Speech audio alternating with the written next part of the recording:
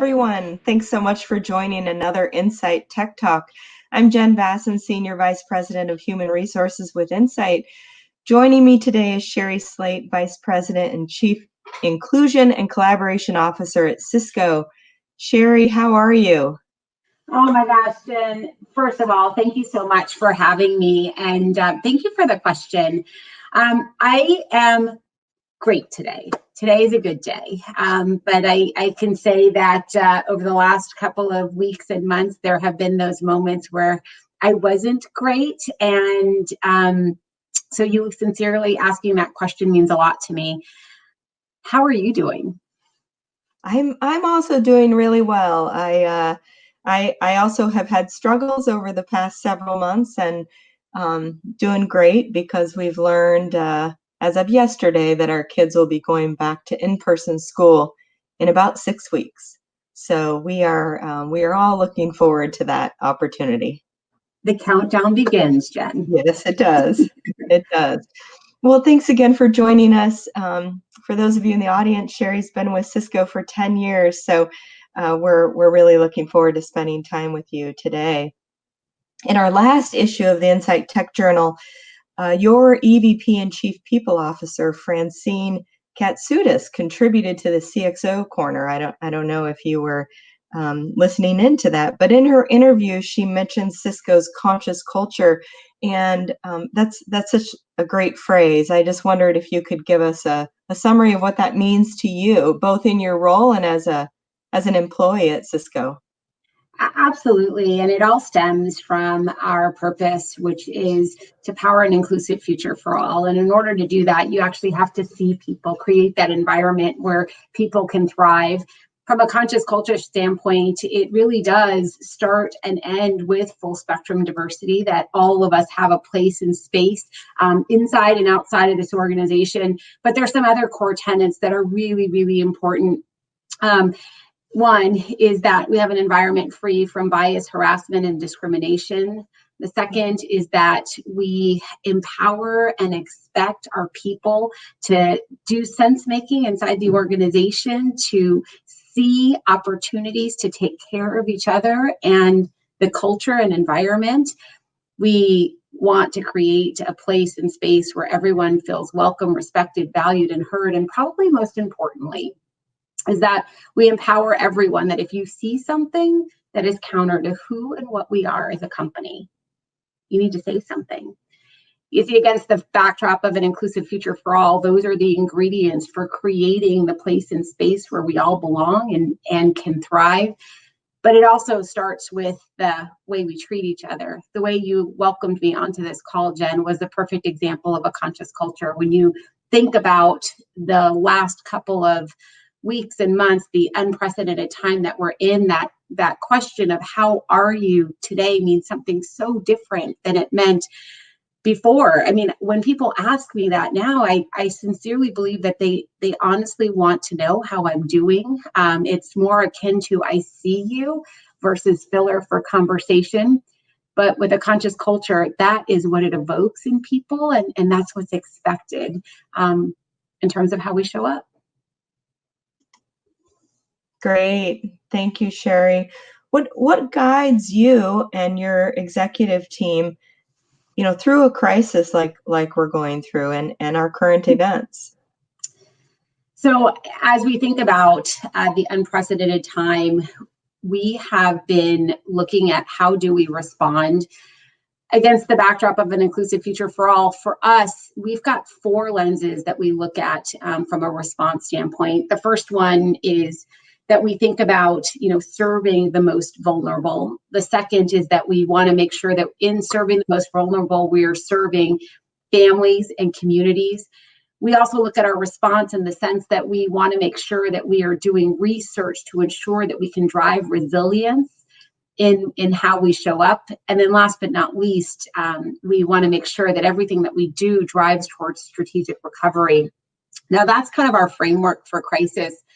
But that framework, the actual actions that we take inside of it, have everything to do with what we believe as a company. And there are 5 things that, it doesn't matter where crisis is happening in the world, the way in which we think about how we're going to shape bold, deliberate, intentional action comes from, our belief in tech for good. We fundamentally believe that tech makes the world better.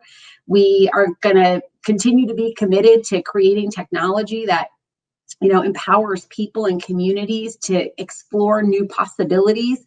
But what we're clear about is that we aren't going to customize our technology in a way that would facilitate injustice or oppression. When we think about our beliefs, this belief in justice, we do believe in justice. We believe that it's apolitical. We see it as a calling for us as a company, and that we're committed to making sure that communities that are on the margin, that they get to experience a just world too, and we want to do our part in creating that. The third belief is one that's probably newer for most companies out there or people. It has to do with addressing the insecurity of being. And what's powerful about that is we have long been very clear about our commitment to addressing the insecurity of human need, right? Think food, water, shelter. But the insecurity of being is one that we have absolutely been heavily steeped in, not just in the last 6 weeks, last year. It's decades old opportunity for us.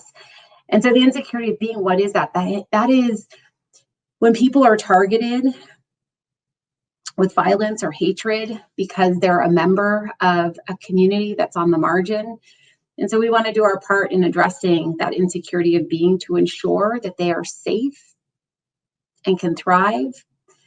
We also believe in this opportunity around curiosity and empathy and proximity.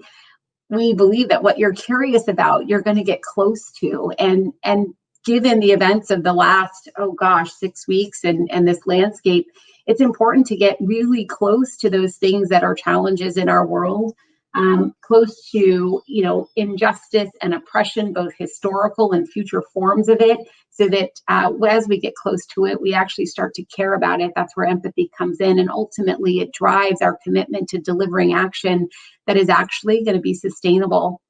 And then the last piece is coalescence. And Jen, this is part of what you all have been driving with your tech talks, is how do you do things together? How do you drive things with other people? We are committed as a company to coalesce both our people, our customers, our partners, our employees, our suppliers, when there are challenges that we know we can't solve alone. So for us, that lens on how do we navigate these waters has everything to do with what we believe. And then we map that to our execution path with our crisis framework, and we're off to the races. Mm-hmm. That's great. Thank you for sharing all of that. I certainly, as you kicked off with Tech for Good, I sit here realizing I wouldn't even have met you without this sort of technology. So it really does bring people together. For us at Insight, culture and inclusion is just a big piece of our story and our history. In fact, harmony is one of our core values, and it's really around collaboration and it's a team sport out there. So that sort of culture just doesn't happen, though. You don't just wake up and have this strong and admirable culture. And I wondered if you could give us some guidance on, companies or leaders that are just starting on this journey, or maybe they need to make some course corrections within their culture. How would you go about doing that? How would you create a strategy for that sort of initiative? Oh, I love the question. And it's so important right now, Jen. And let me tell you why.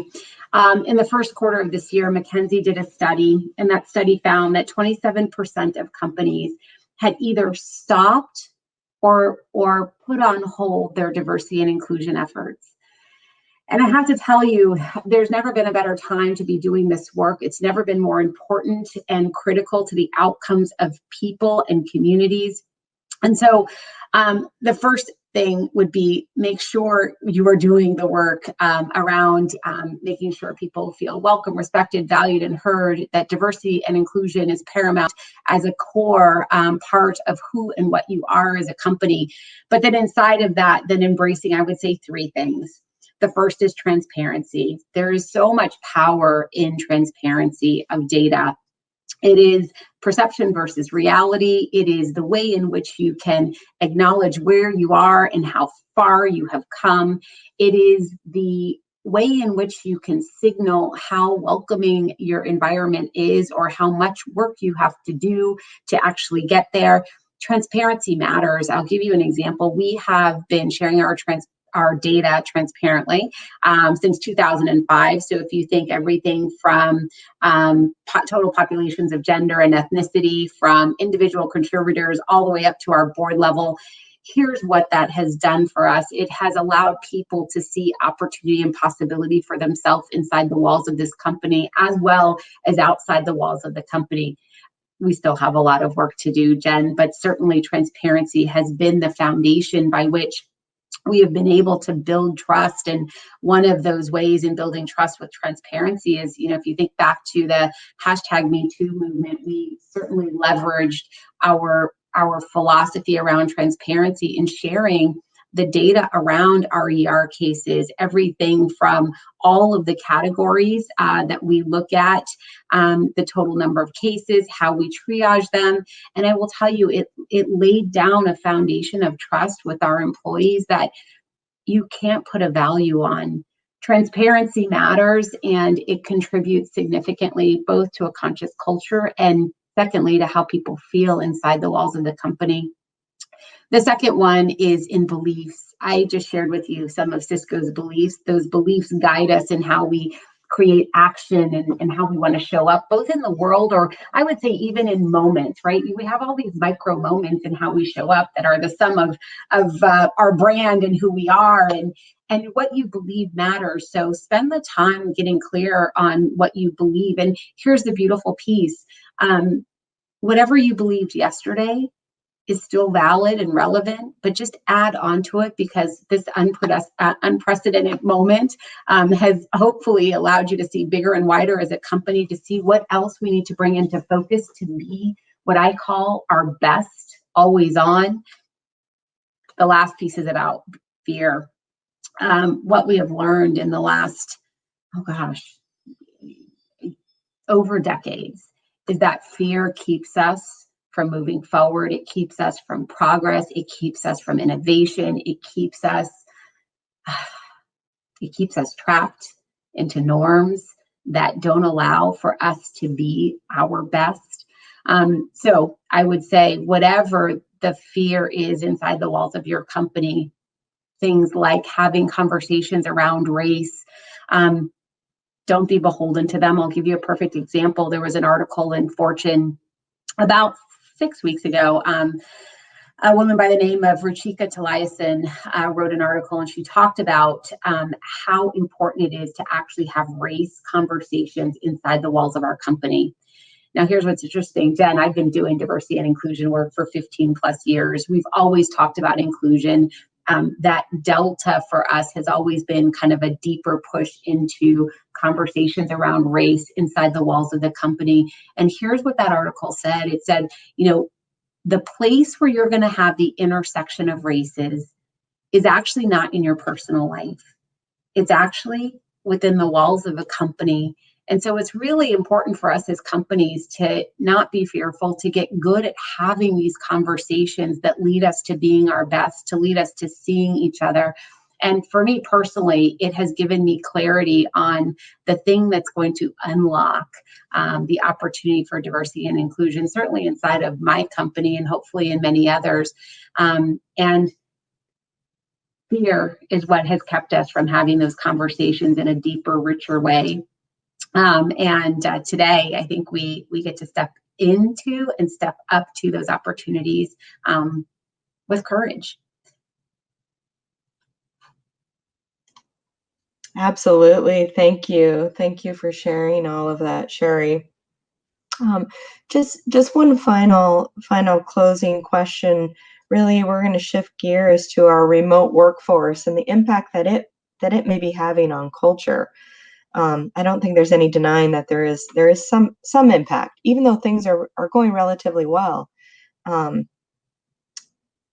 like anyone else who has kids, a lot of us are homeschooling and trying to figure that out among many other challenges, health and everything else. What one piece of advice would you give to a leader who's currently managing in this environment? Oh gosh, you know what? I have a couple. I wish I could keep it to one. The first one is pay attention to your people. Jen, you did it, role modeled it beautifully when you asked me, how are you?